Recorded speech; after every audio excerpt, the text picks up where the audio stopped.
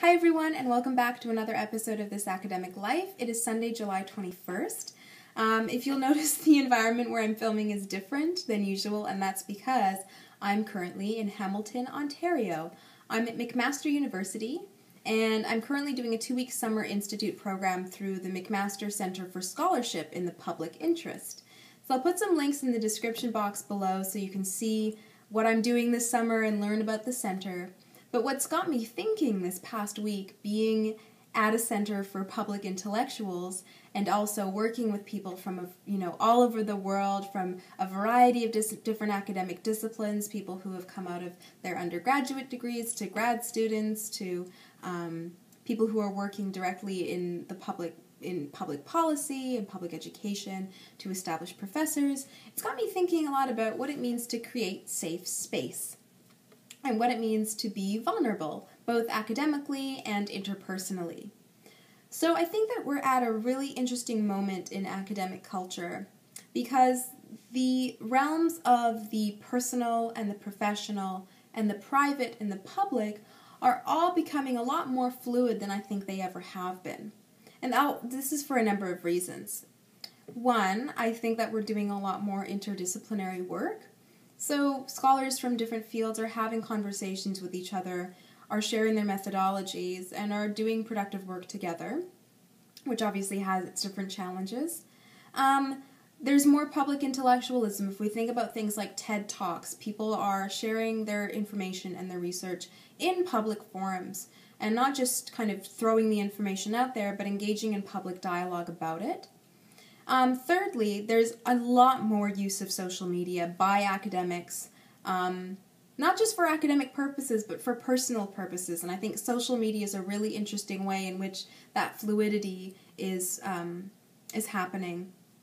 And fourthly, I think there's also a tendency for more scholars to use the personal and to use lived experience as a way of doing their research. So people will bring in personal experiences of trauma or experiences in the institution, experiences based on race, gender, class, religious affiliation, political affiliation, as a way of grounding theory, which can be often very abstract, in lived experience, and the personal really becoming political in that way.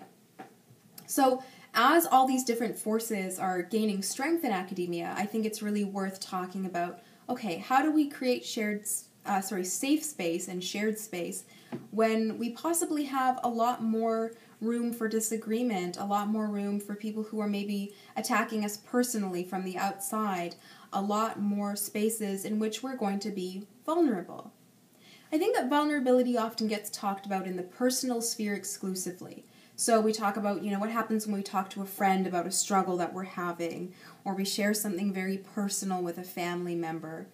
We talk about reflective listening and being empathetic and how to respond to that experience in, a kind way.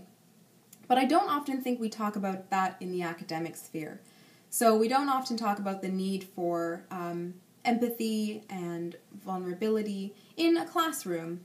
When an undergraduate raises their hand for the first time to share their ideas in front of a big lecture hall or in a small tutorial, when you're talking to a professor who has 30 years of experience and you feel like you don't know a whole lot, when you're in a grad seminar and you're sharing things with your colleagues, when you're in a faculty meeting with your colleagues and you're sharing different ideas, when you press send on sending that essay out to a journal for peer review, or when you're standing up in front of strangers at a conference, sharing our academic work is a personal experience.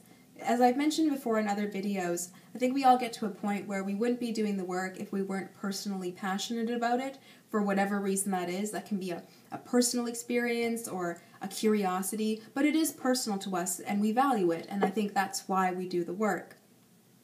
And I think we can all speak to that anxiety that we get when we have the terror of not knowing or of being thought of as stupid or facing critique.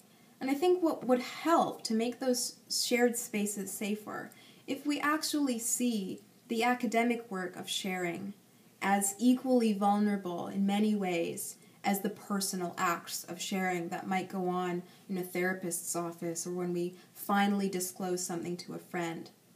And I want to talk really briefly, this is going to be a short video, I think, about what that allows us to do. I think that there's obviously great value in critique. I think that's how academic work gets done, that we challenge each other on our ideas, we question things, we push the analysis further, we disagree, we fervently disagree, we outrightly disagree. And I'm talking about situations, I'm not talking about situations where academics are producing work that is very explicitly racist or classist or exclusionary. I'm talking about the collegial discussions that we need to have when we're doing research as a community. So as a result, I think that it's really, really important that we take some time to think about how we act in those situations. For instance, when we're sharing ideas, do we put our hand up and sort of ask for the invitation to speak? Do we speak over each other? Do we kind of launch these critiques? Or do we phrase it in a way, maybe through reflective listening and questioning, that's softer, that still invites someone to respond back? And I think that it's a matter of communication. Different fields have different ways of communicating methodologically. The language of critique might be very different. And I think it's important to be very upfront about those issues so that we can actually have that safe space. I think that often it goes assumed that, yes, we all know that we're supposed to be on equal footing, or that, yes, questions are encouraged, and no, it's not stupid to ask a question. But I think the history of these hierarchies of elitism, the ways in which knowledge is deployed as power over people who know less, and that can be from a professor to an undergraduate student or a graduate student, or even to, professors who are working as peers, that has such a long, ingrained institutional history that it's important to be upfront. And that might mean starting off an undergraduate lecture by saying, hey, this is a place where you can ask questions. If you don't know how to ask the question, say, I'm not sure about this, or I'm wondering about this. And those are tools that we, even as advanced academics, can use as well. I think often we think that, we're talking about ideas, we're talking about data, we're talking about analysis, theory, research, and that it's somewhat objective and it's removed from ourselves, but we're still individuals speaking to each other. And it is personal, and it requires that we address it in that way with that level of care.